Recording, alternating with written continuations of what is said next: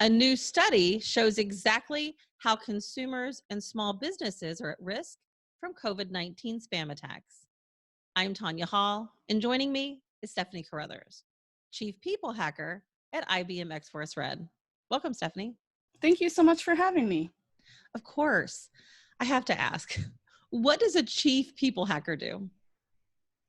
That's a great question. So a chief people hacker. So that's another way of saying social engineer. And I lead a team of other social engineers at IBM X-Force Red, where we conduct phishing, vishing, or voice phishing, and physical security assessments for our clients. IBM Security and Morning Consult just released a 2020 consumer and small business COVID-19 awareness study. Who did you survey and what questions did you seek to answer? We surveyed a bunch of different consumers and small business owners, and really the purpose of that was to gauge how effective phishing campaigns would be right now during this pandemic.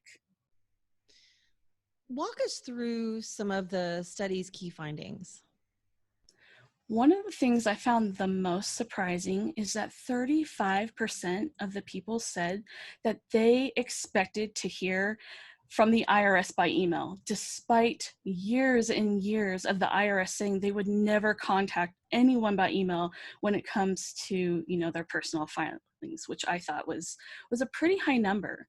Something else that the study showed was 14% of small business owners really felt confident that they understood the process to receive stimulus relief, which that leaves a huge amount of business owners that are very uncertain and they're confused, which is a perfect opportunity for attackers when people don't really know what's going on.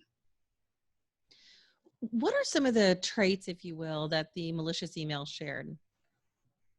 So a lot of them shared things like from major banks against stimulus funding. So we saw a lot of campaigns from American Express and Wells Fargo. Again, it's the attackers pretending to be them, but the emails claimed that they had information pertaining to stimulus relief. So all the person had to do was click here in 24 hours. And that's a pretty clever approach that attackers like to use, that I use as well. Is there's a timeline and there's urgency. And typically when that's involved, a lot of people want to act a lot faster than they regularly would. As we plow through our email inboxes each day, what are some of the red flags that maybe should alert us to possible phishing attempt? So a lot of things that we're seeing right now is it might say the email's from American Express, but we've seen a lot of domains that it's like product@12345.info. So really, really poor domains and email addresses. So that's one of the first red flags. Another one I would definitely say is what I like to call fraud speak. And it looks like English is written as a second language. So there might be words out of place as well. So that could be a red flag. And another one is really just slowing down and observing. Once you're able to do that, I think you'll start kind of seeing a lot more than you would rather than rushing through, especially if there's that fake timeline where urgency is involved. How does voice phishing work?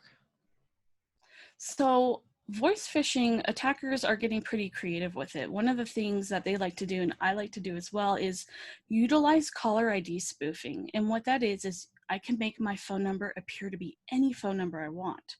So I could pretend to be your bank or your IT department. And typically when someone sees that number calling them, they have an instant trust built with the caller. So once you have that trust built, then the attacker goes into their pretext of what they're trying to get, what type of information, and really go from there. What steps should consumers and small businesses take to prevent falling victim to these scams? I think the biggest thing to prevent yourself from falling victim is slowing down. A lot of times we're on our phones or we're not paying 100% attention.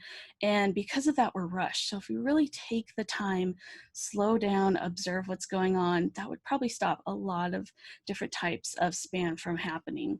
The other thing I would say is if you get an email from someone pretending to be the SBA or your bank, instead of interacting with the email, so instead of clicking links or opening attachments, go to their website directly. Most times, especially now during this pandemic, those type of organizations have information even on their homepage that you're probably looking for. All right, Stephanie, where can our audience find a copy of the study? We have all of the study's information on a blog on securityintelligence.com. All right, and thanks again for joining us. That's Stephanie Carruthers, Chief People Hacker at IBM X-Force Red. If somebody wants to connect with you personally, Stephanie, how can they do that? I'm on Twitter a lot. My handle is snow_SN0WW. All right, thanks again. And find more of my interviews right here or go to tonyahall.net. Thanks for watching.